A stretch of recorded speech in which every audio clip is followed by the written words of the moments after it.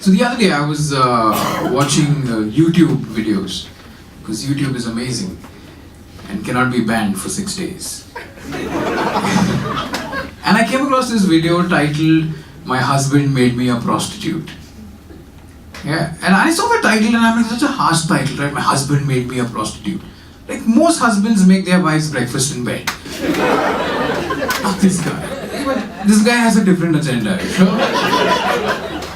And then I thought, let me watch the video, and I thought that this lady would explain what happened and how this happened. But no, instead she starts talking about other things, like what her life is like as a prostitute.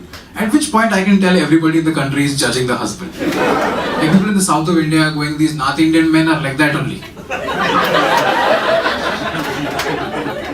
Like people in North India are going, bhai, ye Hindi mein kyun nahi bol rahe?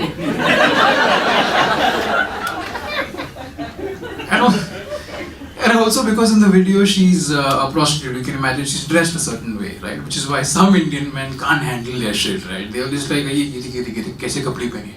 ये हमारे संस्कार के खिलाफ है. इसका rape होना चाहिए. भाई ये लैपटॉप है. लैपटॉप का भी रेप होना चाहिए. कैसे? USB port. हमारा बहुत छोटा है.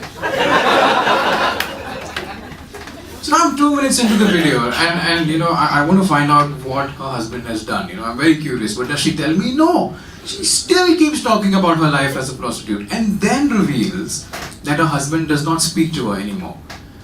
And now I'm really upset. Because first of all, you made your wife a prostitute. And now you're not even talking to her. That's so mean. Like at least ask her how her day was, right? Like, and it's crazy, And then she goes on to say that the reason why her husband doesn't speak to her anymore is because he's in a coma. Caused by a drunk driving accident, because of which she now has to support her family through prostitution. Aww.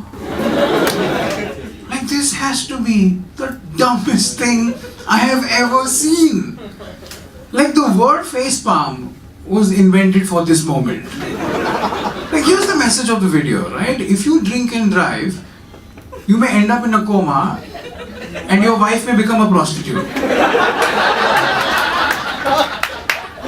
Now, I don't want to judge, but I'm just saying, if something happens to you and the only career choice your wife has is prostitution, then maybe a coma is not such a bad thing,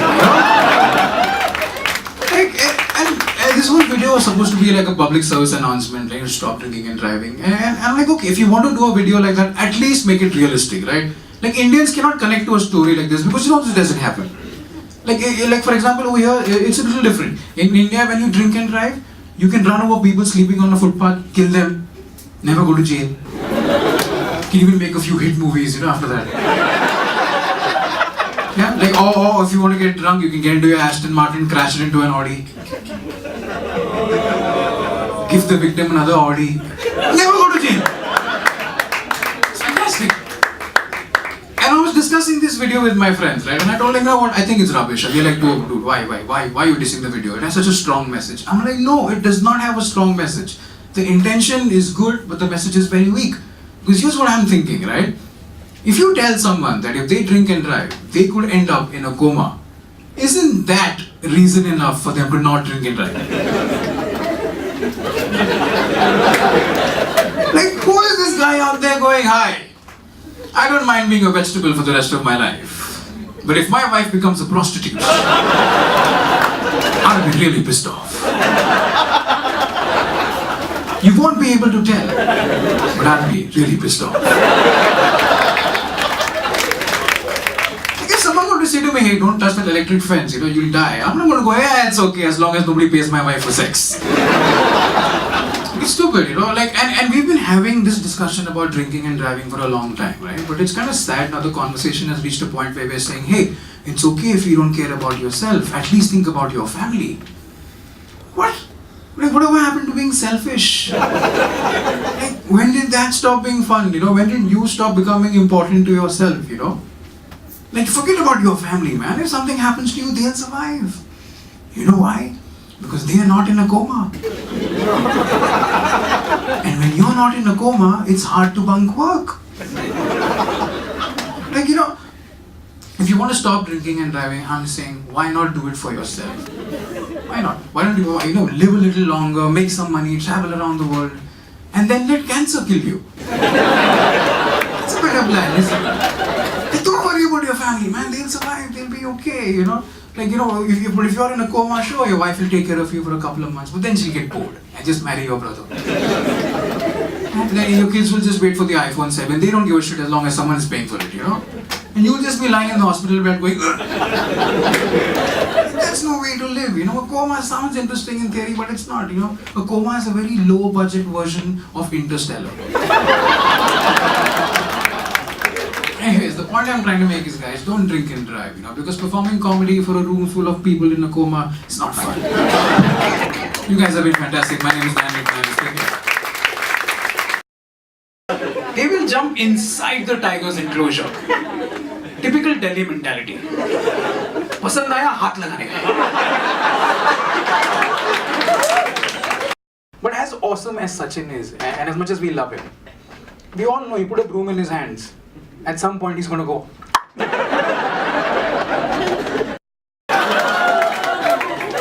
And Indians are cute. We think we have problems, right? Indians are like, अरे यार आज train में बैठने के लिए जगह नहीं मिला है. People in Pakistan are going, अरे कोई आसमान से गोली मार रहा है. Brilliant, man. You guys are a great crowd, man. Great crowd. You guys know this? Recently, the government of India said that they cannot criminalize marital rape. You know this, yeah? And people start talking about it, right? There was a lot of discussion. People were saying things like, "Yaar, Mumbai Indians इतनी घटिया क्यों खेल रही है?" Because that's how little we knew about marital rape, and until the government brought it up, a lot of people didn't know it existed, And of course, every time the government decides not to do something, they always give us a logical explanation, right?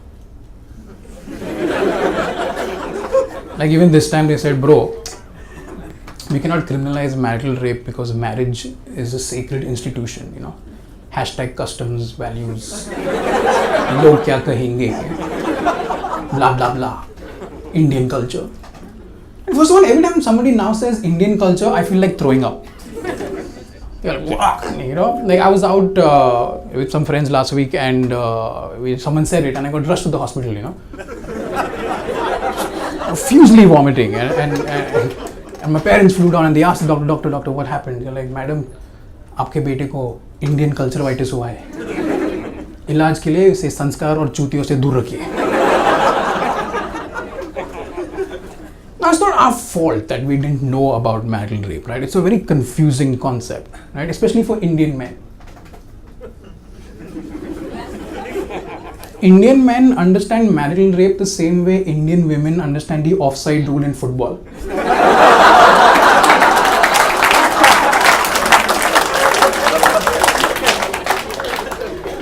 In both cases, it's all about a line that should not be crossed.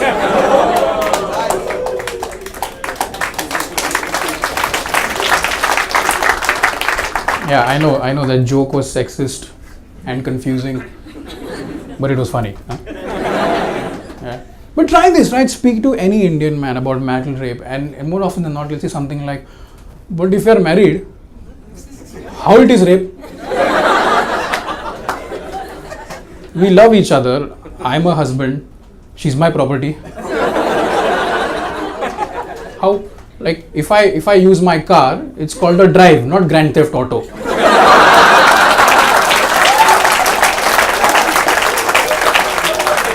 How it is. And it's not just the guys, even women are confused about this. This is shocking. I spoke to a married friend of mine the other day and she said, "Daniel, isn't 80% of all sex in a marriage rape?" I immediately called her husband. I went, "Tambe, तूने भाभी के साथ क्या किया?" And then I asked her and she said, "See, the thing is, wives don't always want to have sex with the husbands, but the husbands still convince them to do it. But we didn't really want to do it, so..." Like a lot of men are panicking right now, aren't you? Just like, these guys especially, right? आज से मैं तो बीवी के साथ सिर्फ हाथ मिलाऊंगा, like happy birthday, good night, like. But guys, there's the thing, right? This is not marital rape, right? I checked. I spoke to a couple of lawyers just in case. And this is what they said to me, right? There's a law about this. According to Section 69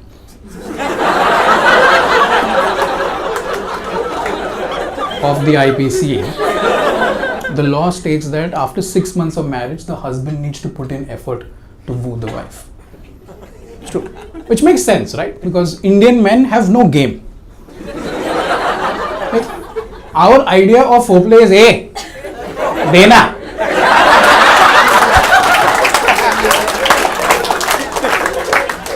And that's not how it works. You know, you got to be a little romantic, you got to be a little charming, you got to work your woman. Like, you just got to go like, hey, मैंने तेरे लिए कविता लिखा है. Roses are red, violets are blue. There is the bed. आती क्या तू?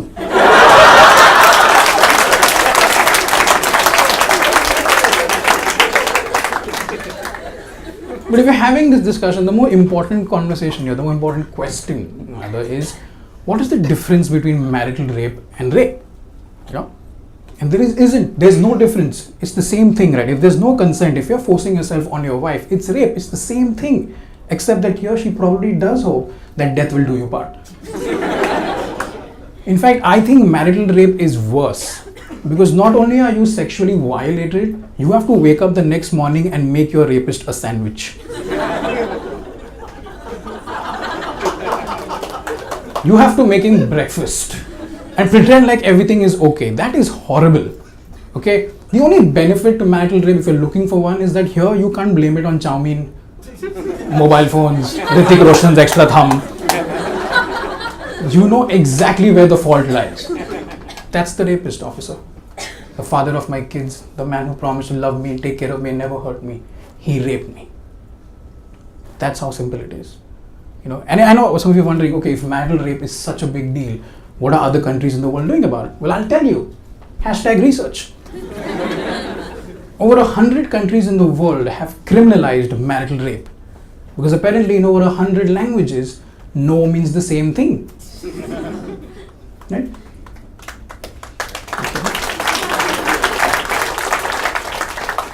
Even Russia has criminalized marital rape. Like, you know you're falling behind in life when Russia is making more progressive decisions than you are. Like, these are the guys who came up with the original char bottle vodka, okay? And even they are going, bro, do not force yourself on your wife. Come, let us go to Goa and ruin it.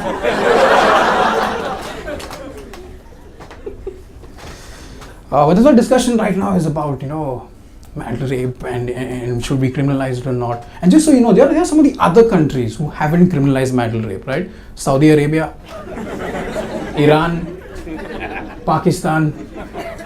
Yeah, when it comes to making our women feel special, we're in the company of Saudi Arabia, Iran, and the folks who took away Sania Mirza. Well done, guys. Well done.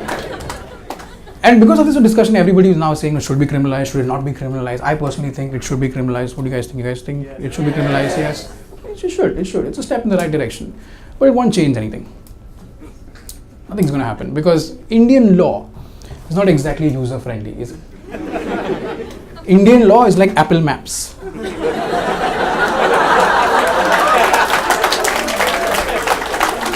It's shit. Have you tried using Apple Maps? According to Apple Maps, Matunga is underwater. Well, it should be, but still, you know? The Indian justice system takes so long, man. I mean, even if you were to criminalize marital rape, what would you do, right? What would you do, right? You'll take your husband to court. Then you'll take 13 years to get a verdict. And then your husband will be out on bail in 2 hours. And then 48 hours later, his conviction will get suspended. And then family dinners will get really awkward.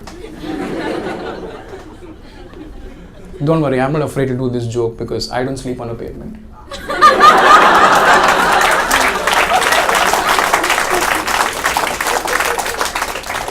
Plus, I know I'm safe because it's really hard to drive an SUV all the way up to the 7th floor, you know? But illegal or not, criminalizing it or not, it's not going to go away. Marital rape is going to be here for a while, let's be honest about this, because a couple of months ago we banned beef. A lot of people are still having steak, and it's not like Indian men are going to change, right guys? Are we going to change? No, like, we're lazy. We're not going to change. Come on, we have it good in this country, right? We have this nice patriarchal, sexist society that we live in. It's good for us, right guys? Yeah? We're not going to change. If anybody's going to change, it has to be the women now, right ladies? Yes. Yeah, finally, right? I mean, we've really pushed them, right? We've really pushed them so far. Like, this is that part of the movie where the hero has that moment of self-actualization and saves the day. That's where Indian women are today, right? That's where they are. And very soon they're going to take situations into their own hands, right? Ladies, you got to do that. Married women, be bold, be strong, do the right thing, and kill your husband. That's right. If there's any way this is going to change, we have to start killing Indian men now, right? Just come to that, right? If your husband is abusive in any way, kill him. Go for it. Like, I know you probably want to take the easy way out and get a divorce and all of that. But that becomes a very Anil Mukesh situation. Because now you have to split your assets, then his mother will interfere. Death is quicker. Death is amazing. It's so pure. 100% profit. Come on, I know some of you thinking about it right now, aren't you? You guys thinking about it. Come on, go for it. Bring out your inner Salman. Go for it. Get the car keys. Go for it. Like, and you should try. I mean, kill your husband. It's not like you have to jump on his funeral pyre. Yeah. There you go, lady. Like, because a couple of years ago, right, not jumping on your husband's burning body would be considered very rude and against Indian culture. But not now. We have progressed as a society, right? Now you can just stand there and watch him burn. And Instagram that shit, like whatever. I think the faster Indian men start dying because they don't know how to treat their women right, the faster all these problems will go away, right? Go for it, ladies, kill them, and don't worry about getting caught. Remember what I said, right? 13 years. 13 years will lie in court. You can go on a holiday and take his ashes with you. You always wanted to go to France, na? Go.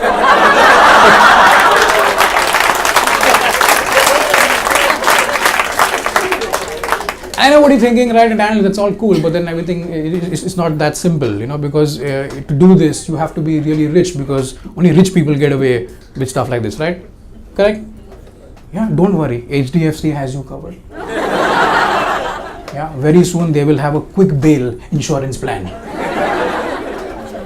for moments when you murder someone or simply run over them and don't have a driver to blame it on.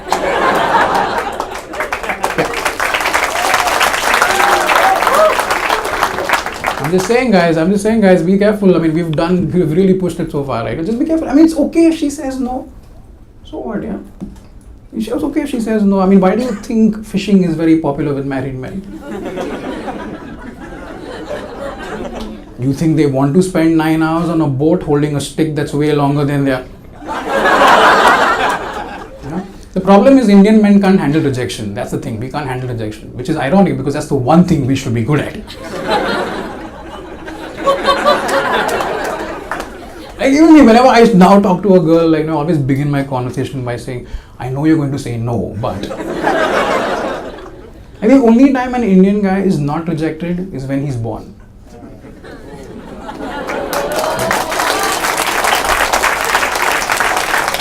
Lulli!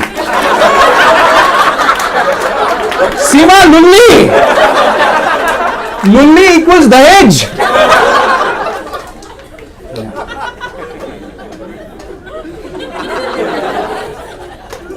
Marital rape is not that complicated, Not that way,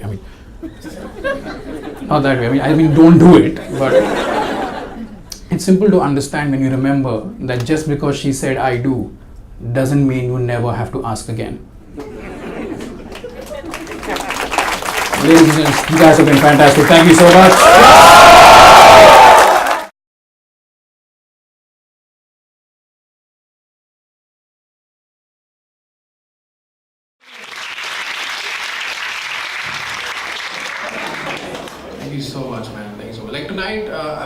to you about the death penalty, or as people in medieval times called it, prime time entertainment. I don't know if you guys have noticed, but people die. Yeah, like you're gonna die too, you know? But that's not the interesting part, not because nobody's gonna miss you, but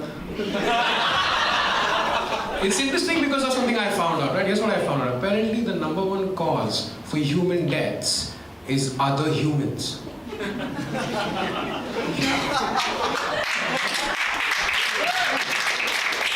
No single disease has taken as many lives as wars, executions, and religion, you know? Like the plague came close in World War II, but then Hitler went crazy. Point I'm trying to make is that as human beings, we love violence. We love murder. Like look at some of our most popular TV shows today, huh?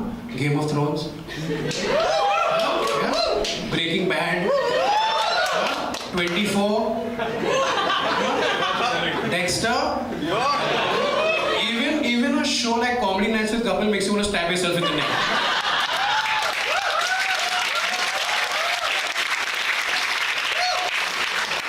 And capital punishment has been around for a really long time, okay? And the logic for the death penalty is simple. If we kill him, he will learn a lesson and never do it again. And the first execution, the first ever execution happened many, many years ago when people thought that Noah was kidding.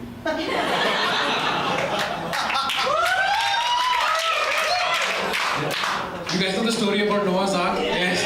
That flood wiped out life on the entire planet. That was the world's first shift delete. Now, I've never been sentenced to death.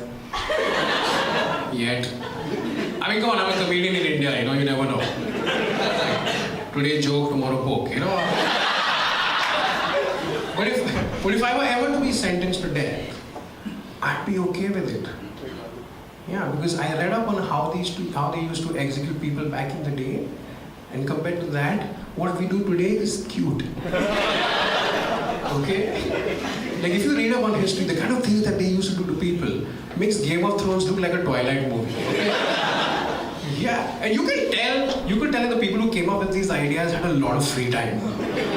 And there was no Twitter. Like back then, outrage meant a very different thing, you know? And the kind of things they should do was quite terrible. It freaked me out, man. You won't believe the kind of things they should do. Like, there's one thing, right? They would sentence people to be hanged, drawn, and quartered. First, they'll hang you, and just before you die, they'll disembowel you so your intestines fall out. Yeah, and then they'll cut you into 4 pieces. Thankfully, today, that sort of treatment is only reserved for a Domino's pizza. And then in some other countries, the method of execution was boiling. They boil you in water. I'm like, guys, these are human beings, okay, not Maggi noodles. And ironically, people who are boiled used to die in 2 minutes.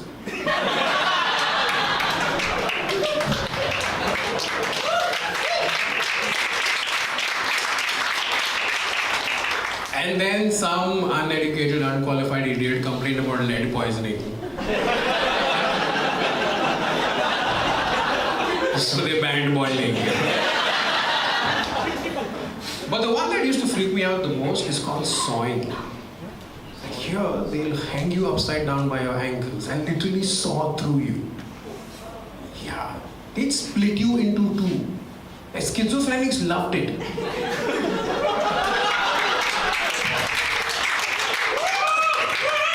And even India had its own version of the death penalty, you know, because we wanted to participate, you know. And what they do is they crush your head under an elephant's foot.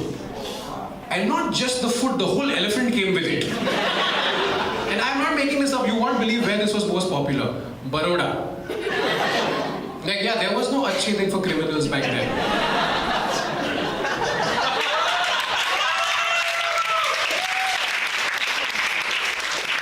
So you see what I mean? That used to be quite brutal back in the day. So that's why today, I'm okay with the death sentence, you know? Because today the most popular form of execution is hanging. Which, by the way, makes suicidal people very angry. Because they're like, bro, hanging is our thing, man. क्या कर रहा है? People like you, we have to start drinking poison now. Do you know how expensive poison is? Yeah. But then over the years, the executions became less brutal, because we evolved as a society. We started taking a bath. Now, if you're putting soap on your body, you can't saw through people, right? Like your brutality has to mirror your prosperity. That's what I'm trying to say, So the capital punishment evolved all over the world. Even in India, we became up to date. We sent the elephant away. That's how Rambo Circus started. And today we have a very refined, step-by-step, sophisticated process for capital punishment in this country. Now what happens is, if you're Muslim, we'll hang one of you every other year. But if you're Hindu, here's some parole.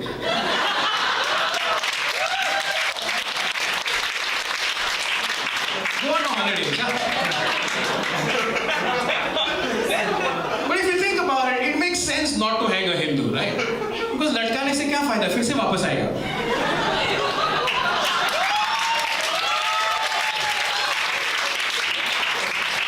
Now I know there are some Hindus in the audience right now, probably a little upset with what I just said. But go with me here for a second, right? You cannot deny when I say that Hindus get away with a lot more in this country than other people. Yes. You guys agree? Yes? Yes. Hindus are India's white people.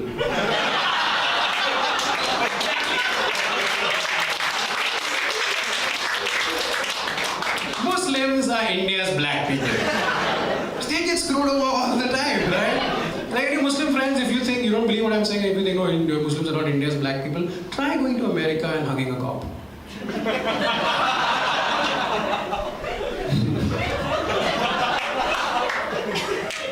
So violent crimes, I was reading this, right? Violent crimes attract the death penalty the most, and that makes sense, But as human beings, we have an obligation towards violence that we do not fulfill. Okay? Listen to what I'm saying. If violence were a bunch of children, we'd be terrible parents. So everyone's met those parents who always favor one child more than the other. You guys know what I'm talking about? You know what I'm talking about, huh? Favor one child more than the other. That's what we do with violence. There's favoritism within violence, and I think that's wrong, See, I see the need, I understand the need to discriminate against people because people are assholes. They'll do terrible things, like they'll take money from you, won't give it back. They'll upload a picture of you on Facebook and say, "Isne chheda mujhe."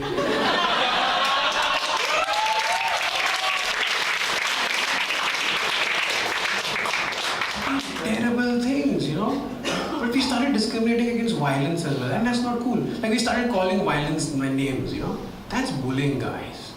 Don't do that, Like for example, if the violence involves bombs and guns, we call it terrorism. But if the violence involves swords, knives and burning buses, we call it rioting. Rioting and terrorism both kill large numbers of people. But for some reason we only favor terrorists. And they are the only guys getting hanged. Like the poor rioters are feeling left out. Can we not have some equality over here? The rioters are just standing there in the corner thinking like, यार, हमने तो मस्जिद गिरा दी. इतने सारे लोग मारे गए. हमारी वजह से बॉम्ब ब्लास्ट हुए. लेकिन हमें कोई लटकाता नहीं. Like, can we have some equality here? Can we start executing some rioters as well? Let's get them hanged, drawn and quartered. 25% here, 25% there. That's the kind of reservation that makes sense.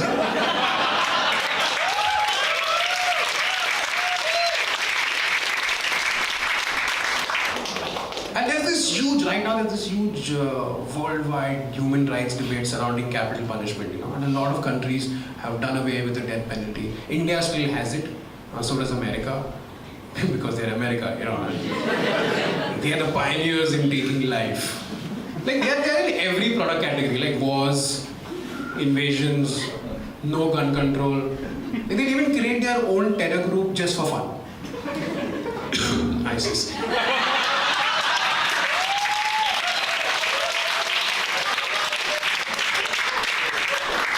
Basically, what I'm trying to say is America is the Reliance Industries of death. Now, personally, if you ask me, I'm a big fan of the death penalty. Sorry, fan is the wrong word. It's not like I take selfies after executions. The the word I'm looking for is favor. I'm in favor of the death penalty. How many of you over here are in favor of the death penalty? Yeah? Just one person? Okay, yeah, in favor of the death penalty, right? I like the concept of capital punishment. What I don't like is how we execute this idea, right? Because one of the most important functions of capital punishment is closure. And that's where America gets it right. Because for an execution in the US, right, they let the victim's family watch. So that way the family knows, okay, it's over, they get closure, they move on with their lives. Here, we read about executions in the Times of India. Like, this is a paper that does not know the difference between Real Madrid and Barcelona.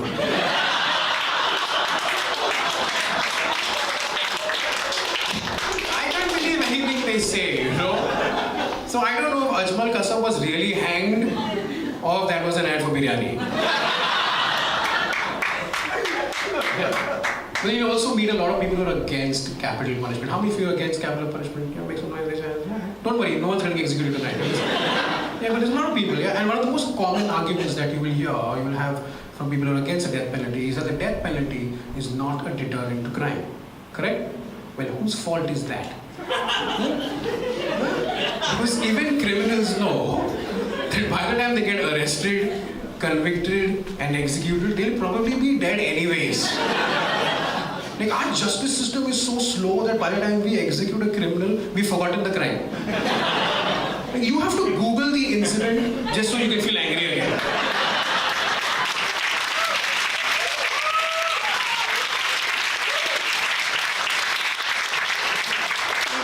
ये याकूब कौन है? Our justice system needs to be swift. You know, I have a suggestion. Okay, I have a suggestion. Instead of hanging convicted felons, let's start shooting suspects. Yeah, you think twice before threatening someone, huh? Like, guys in Delhi are screwed. They'll be like, "Chal देख, मैं जानता हूँ मेरा बाप कौन है."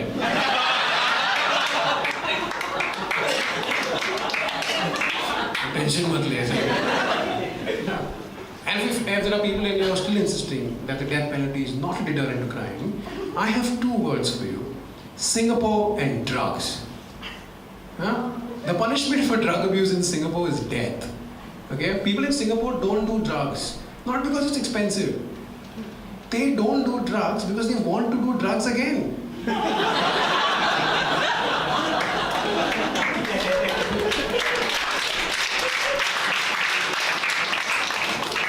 Like another argument that you hear from people who are against the death penalty is that the death penalty is all about revenge, not justice. But here's what I say, right? Like, if someone robs me, or if I get scammed by an insurance company, I want justice. Okay? But if we're talking about rape, murder, and terrorism, I want revenge.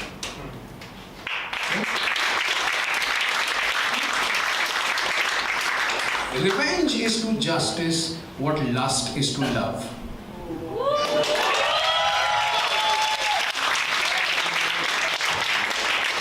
And weren't we the ones who came up with revenge is sweet? Like, what happened? Suddenly we're all diabetic. It's like, and you know, I personally think that for a country that has the kind of population that we do, we execute far too few people. Yeah, like, forget about justice and revenge and all of that. We should use capital punishment as a method of population control. Huh? Because let's be honest, some people have got to go. You know exactly what I'm talking about. Like, even studies have shown that 1 out of 4 Indians deserves to be executed.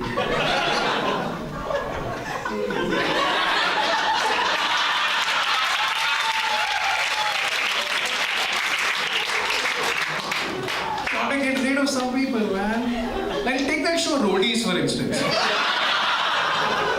At the end of every episode, when there's a vote out, don't send Rocky from Chandigarh home. He might make a baby. Execute him.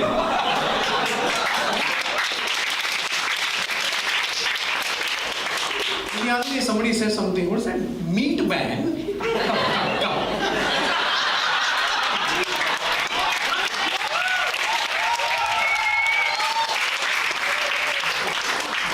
And what about those so-called so-called journalists who write those articles, huh?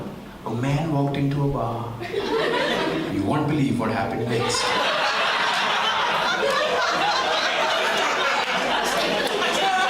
30 ways to do 30 things. Execute that guy.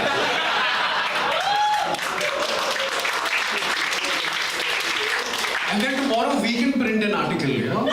This journalist wrote an article that annoyed all his readers. You won't believe what happened.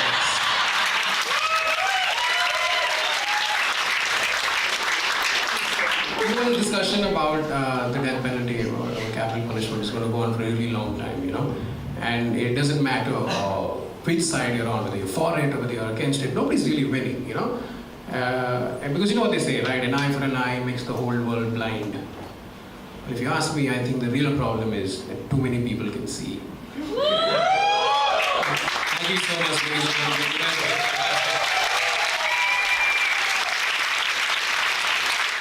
Okay, so if you like my YouTube video, hit like. Yeah, then go to my Facebook page and hit like. Then go to my Twitter handle and follow. Fantastic. And the next time, don't watch this on your screen. Buy a ticket and come watch it live because live is